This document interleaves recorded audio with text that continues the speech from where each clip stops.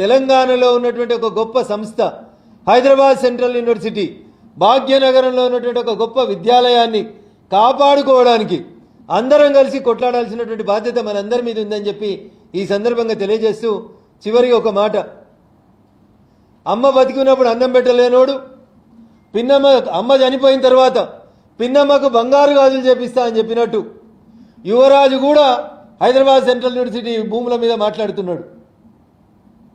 ఉస్మానియా యూనివర్సిటీకి మీ నాయన పోయి ఉస్మానియా యూనివర్సిటీ జాగాలు తీసుకొని అలా డబుల్ బెడ్రూమ్ ఇల్లు కడదామన్న రోజు నోరు మెదిపినటువంటి అప్పటి ఐటీ మంత్రి ప్రస్తుత యువరాజు వర్కింగ్ ప్రెసిడెంట్ ఇవాళ వచ్చి హైదరాబాద్ సెంట్రల్ యూనివర్సిటీ మీద మొసలి కన్నీరుగా అరుస్తున్నాడు. 10 సంవత్సరాలు అధికారంలో ఉన్నప్పుడు మీరు ఎప్పుడన్నా సెంట్రల్ యూనివర్సిటీకో ఉస్మానియా యూనివర్సిటీకో పోయి పేద విద్యార్థుల కష్టాలు ఏంది అని ఎన్నడన్నా ఆలోచించినవా యువరాజు అని అడుగుతున్నా. ఇవాళ వచ్చి నంగనాచి కబుర్లు మేం కాపాడుతాం. మరి అడుగుతారు కొంతమంది మీడియా మిత్రులు, రోడ్ వేసిన రోజు ఏ గుడ్డి గాడిదలోకి పనులు తోమైతే అందుకోండి కేటీఆర్ అని అడుగుతుండు.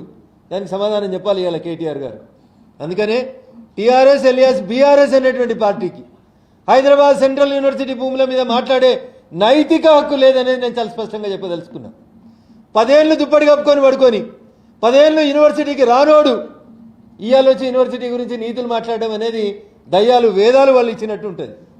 అందుకనే TRS alias BRS he's lost its credibility. విద్యార్థులు నమ్ముతలేరు, వాళ్ళని ఎవరు నమ్ముతలేరు. వీళ్ళే బలవంతంగా ఆడిపోయి మీడియా ముందేదో మొసలి కన్నీరు గారుస్తున్నారు తప్ప ఇంకొకటి ఏం లేదు.